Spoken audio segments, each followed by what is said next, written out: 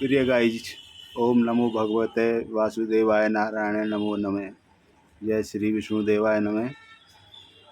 दिन है गुरुवार का। सभी छोटे नन्हे मुन्नों को हैप्पी चिल्ड्रंस डे। सभी बड़ों को सादर प्रणाम। तारीख है 14/11/2024।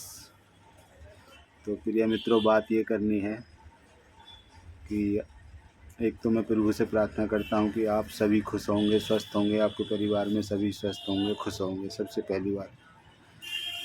दूसरी बात यह है कि जैसे पिछले कई दिनों से जो मेरी आप वीडियो देख रहे हैं, वो चाहे मेरे यूट्यूब चैनल योगेश राजपूत पर हैं या फेसबुक धीर गौर योगेश राजपूत पर हैं, तो उनमें अभी तक मैं जो फिजिकल फिटनेस, फिजिकल एक्सरसाइज, जो बॉडी की हैवी कसरत एक्सरसाइज है, वो मैं कर रहा था, दिखा रहा था।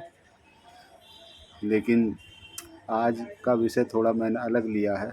मैंने विषय इसलिए अलग लिया है कि बहुत से ऐसे छोटे भाई, बड़े भाई, मित्र या जो भी अपने सीनियर सिटीजन हैं, वो अगर आज के भारी प्रदूषण में, जैसे अभी AQI जो हमारा 150-200 होना चाहिए प्रदूषण का, AQI की जो रीडिंग होती है 150 से 200 होना चाहिए, वो दिल्ली NCR में 400 से भी पार चल रही है। तो बाहर के वातावरण में बहुत ज़्यादा प्रदूषण है। और जो अभी कुछ लोग कंफ्यूज हो रहे हैं कि एकदम से दिल्ली NCR में ठंड कैसे आ गई, ठंड नहीं आई, ये प्रदूषण का ही एक धुंध है। वातावरण में प्रदूषण है जिसकी वजह से सूर्य नहीं निकल रहा है, धूप नहीं दिख रही है। तो एक ठंड भी, जब सूर्य नहीं दिखता है, धूप नहीं दिखती है, तो वातावरण में ठंड अपने आप बढ़ जाती है। जो कि इस समय ठंड का तापमान है वो है 19 से 20 डिग्री सेल्सियस दिल्ली NCR का, अभी का जो है सुबह का, मॉर्निंग का 8:30 बजे है। तो प्रिय मित्रों, जैसा मैंने बताया कि प्रदूषण तो है बाहर के वातावरण में बहुत ज़्यादा।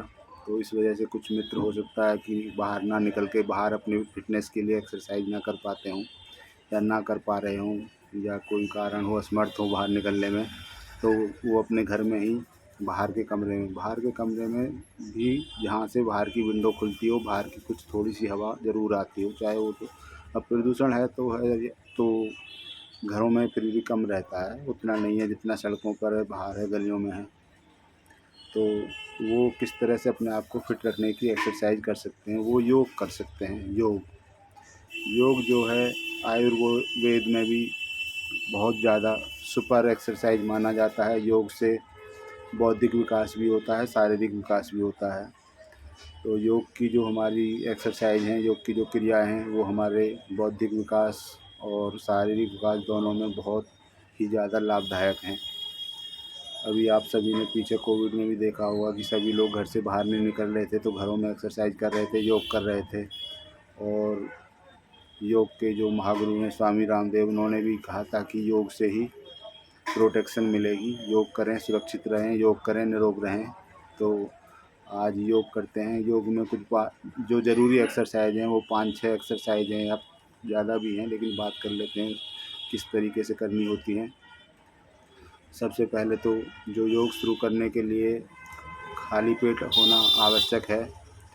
हल्का फुल्का अगर कुछ नाश्ता किया हो, बहुत थोड़ा, कोई भी जो भी आपने फल फ्रूट या चाय बिस्किट जो खाया, हल्का खाया है तो भी कर सकते हैं।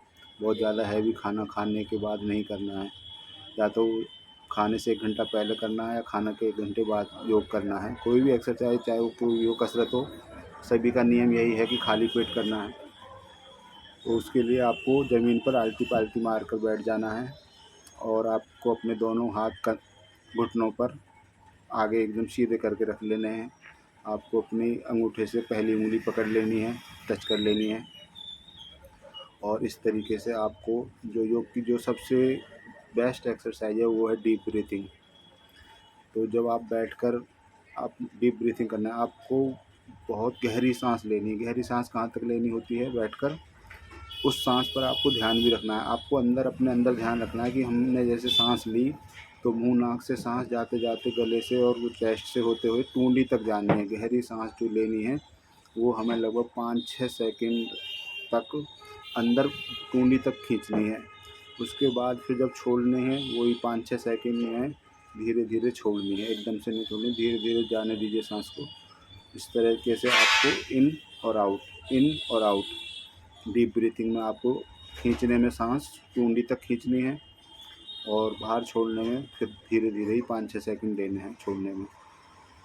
और ऐसे एक्सरसाइज करते करते फिर आप धीरे धीरे उस सांस को होल्ड भी कर सकते हैं। जैसे आपने टूंडी तक ले गए तो 10-20 सेकंड तक होल्ड करके रखिए, उसके बाद फिर छोड़िए। तो ये हुई डीप ब्रीथिंग। ये आप किसी भी घबराहट में, या जिन मित्रों का बीपी कभी कभी किसी कोई काम कार्य करने में, पैदल चलने में हाई हो जाता है या लो हो जाता है, तो उन सब में बहुत ज़्यादा लाभदायक है। और भी जो कोई इस तरह की छोटे या बड़े रोग हैं, चाहे वो शुगर पेशेंट हैं या जो कोई भी बीपी के पेशेंट हैं, उनके लिए बहुत ज़्यादा कारगर है। सिर्फ ये जो अस्थमा के जो पेशेंट होते हैं, जिनको अपने चेस्ट में एक खांसी बनी हुई है या सांस की कोई परेशानी है, सांस लेने में खींचने में दिक्कत है, वो ना करें। जिनको सांस खींचने में खांसी आ रही है तो वो ना करें। जिनको भी खांसी चल रही है उनके लिए ये नहीं है। जिन वो जो बिल्कुल स्वस्थ हैं, खांसी वगैरह नहीं है, वो कर सकते हैं।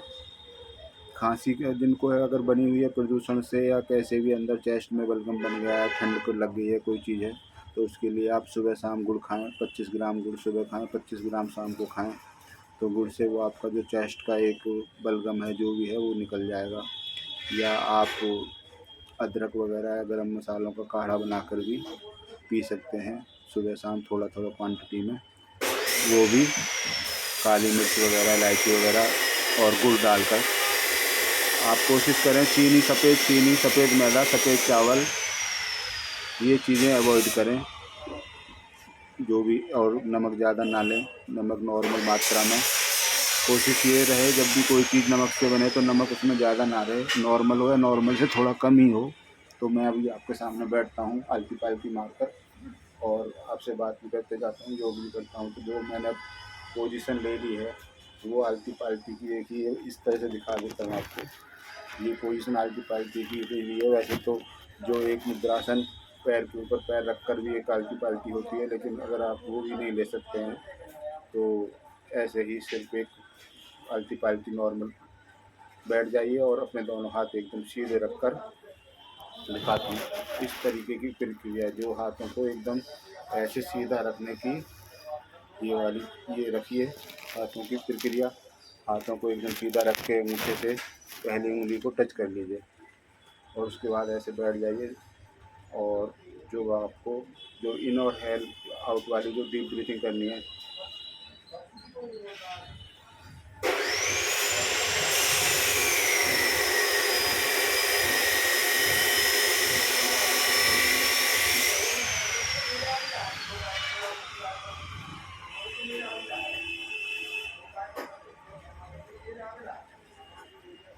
और सबसे मुख्य बात यह है कि आपको नाक से ही लेनी है सांस, डीप ब्रीथिंग नाक से ही छोड़नी है।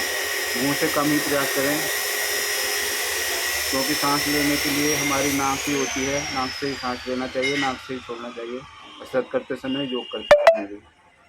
और कुछ वैसे तो मुंह खोल कर भी योग होता है, वो भी बताएंगे क्या है। तो डीप ब्रीथिंग में इस तरीके से आपको अंदर टूंडी तक सांस खींचनी है।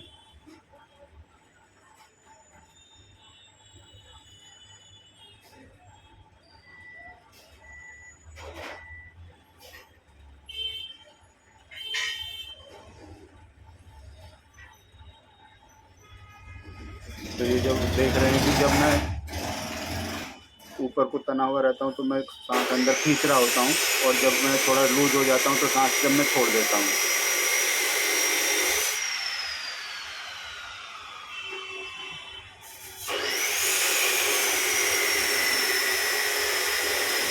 तो ये डीप ब्रीथिंग आप 5-10 से शुरू करके आगे 5-5 बढ़ाते जाइए। कोई भी, चाहे योग हो चाहे फिजिकल फिटनेस एक्सरसाइज, एक साथ ज़्यादा नहीं करनी है, कम क्वांटिटी से शुरू करनी है और बाद में अपनी क्षमता के अनुसार धीरे धीरे बढ़ानी है।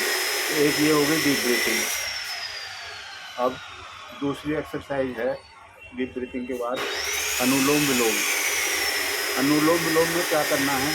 अनुलोम विलोम में आपको एक नाक ऐसे, एक साइड से एक नाक मुंह बंद करके, ये चीज़ आपको एक तरफ का नाक बंद करना है और एक नाक से, जो खुली नाक है, उससे सांस वैसे ही उसी तरीके से डीप ब्रीथिंग वाली ही अंदर खींचनी है टूंडी तक।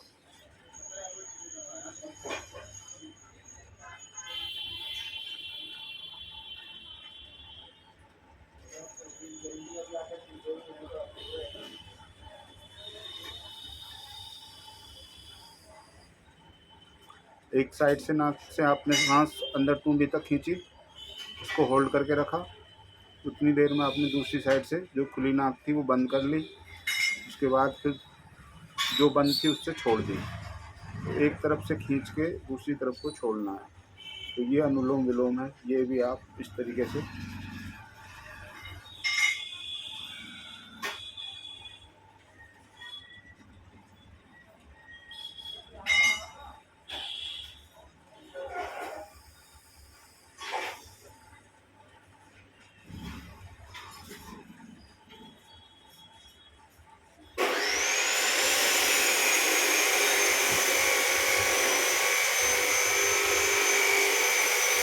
ये डीप ब्रीथिंग हो या अनुलोम विलोम हो, आपको ध्यान ये रखना है कि आपको आपका ध्यान जो केंद्रित करना है वो सांस पर करना है कि सांस कैसे अंदर कहाँ तक जा रही है और सांस कैसे बाहर आ रही है। आपका ध्यान इधर उधर नहीं होना चाहिए। आपका ध्यान आपकी सांस पर होना चाहिए कि आपकी सांस अंदर जा रही है, आ रही है, जा रही है, आ रही है। ये डीप ब्रीथिंग में भी और अनुलोम विलोम में भी।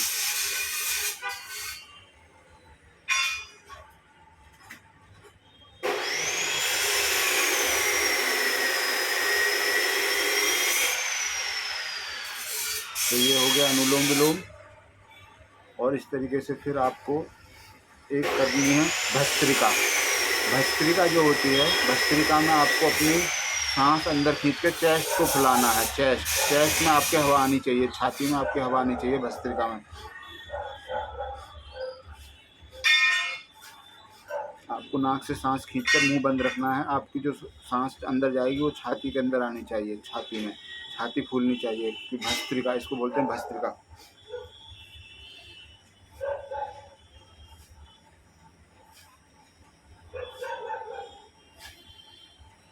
इस भस्त्रिका में आपसे नाक जो सांस आएगी और जाएगी उसकी आवाज़ भी लगभग आनी चाहिए, धीरे धीरे कैसे सांस अंदर गई फिर आई। भस्त्रिका ये हो गई। छाती के अंदर हवा भरने को कहते हैं भस्त्रिका। ये भी आप 2-4 से शुरू करके 5-10 बढ़ाते जाइए दिन पर दिन। फिर आपका आता है अनुलोम विलोम, वो सॉरी, कपालभाति। कपालभाति पेट के लिए, जिनका पेट कभी कभी ज़्यादा हो जाता है, आगे दिखता है पेट, तो उनके लिए kapalbhati is the best exercise. Kapalbhati में क्या करना है, कपालभाति में आपको पेट अंदर खींचना है। पेट अंदर खींचते समय सांस बाहर छोड़नी है। पेट अंदर खींचना है। मैं थोड़ा और पीछे हो जाता हूँ।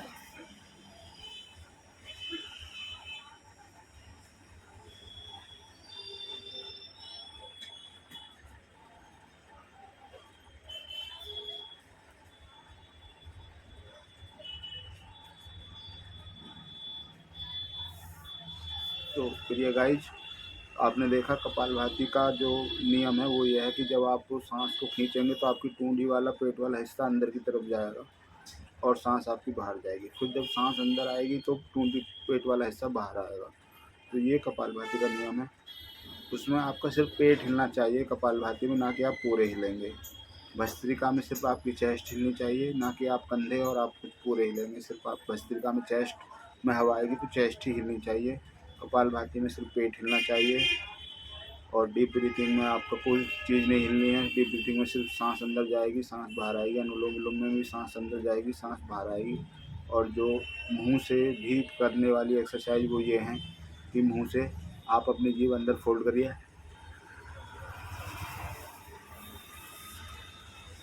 और जीभ को पाइप नुमा बनाकर फिर बाहर की हवा अंदर खींचिए।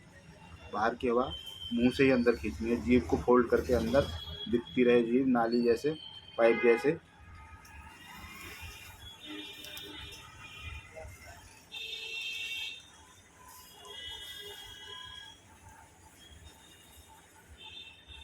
फिर मुंह बंद करके अंदर खींच ली और फिर सांस मुंह बंद करके बाहर नाक से छोड़ दी। तो ये भी एक अपने आप को कूल करने की एक एक्सरसाइज है। कभी कभी जैसे हमें लगता है कि ज़्यादा पसीना आ गया, कोई काम कर लिया, बीपी हाई हो गया, तो ये हमें ठंडक पहुंचाता है। ये गर्मियों में तो ज़रूर करना चाहिए, सर्दियों में नहीं कर सकते तो ये गर्मियों में करने की एक्सरसाइज है।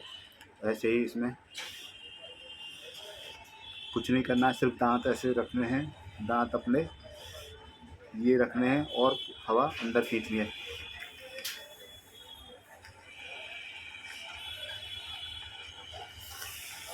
इसमें आपको दांत भींच के मुंह होठ खोल के सांस अंदर लेनी है। तो ये भी आपकी कूलिंग के लिए, आपके अंदर की कूलिंग के लिए एक्सरसाइज है। तो ये 4-5 एक्सरसाइज आज बताई, और फिर नेक्स्ट बताएंगे अगले वीडियो में। आज के लिए आपका हृदय से हार्दिक आभार। जय श्री विष्णुदेवाय नमः। जय श्री राम, जय हनुमान। मिलते हैं अगली वीडियो में। आपका अपना योगेश राजपूत, आपके अपने लिए और आप सभी मित्रों से फिर वही मैं प्रभु से प्रार्थना करता हूँ, खुश रहिए, स्वस्थ रहिए, अपनों को खुश रखिए, आप भी खुश रहिए। Bye bye.